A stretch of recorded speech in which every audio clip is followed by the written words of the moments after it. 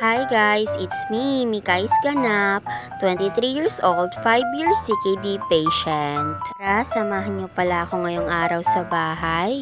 Ginising na pala ako dito ng nanay ko dahil oras na daw ng PD ko. Kaya eto, bumangon na rin tayo para mag-PD. Medyo tanghali na rin naman kasi.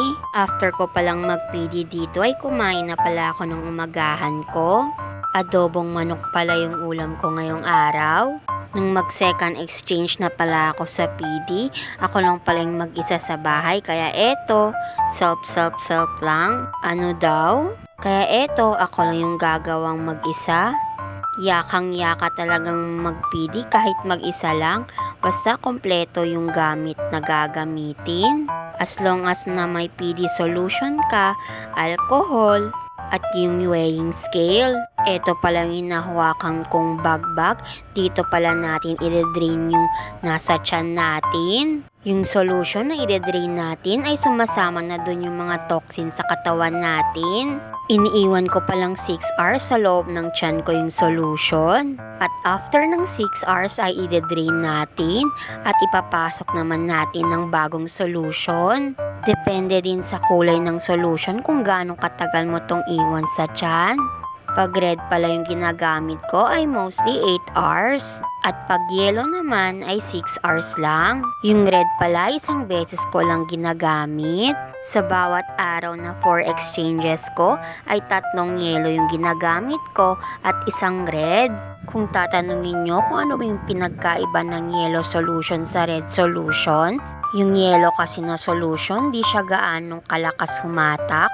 Unlike kay red, malakas talaga siyang humatak. Malaki siyang humatak. Lalong-lalo na pag nasobra na ako sa tubig, ay red talaga yung ginagamit ko. At eto na pala, makalipas din na pala ng ilang minuto ay nag-drain na pala ako dito. At after ko palang mag-drain ay tinimbang ko na.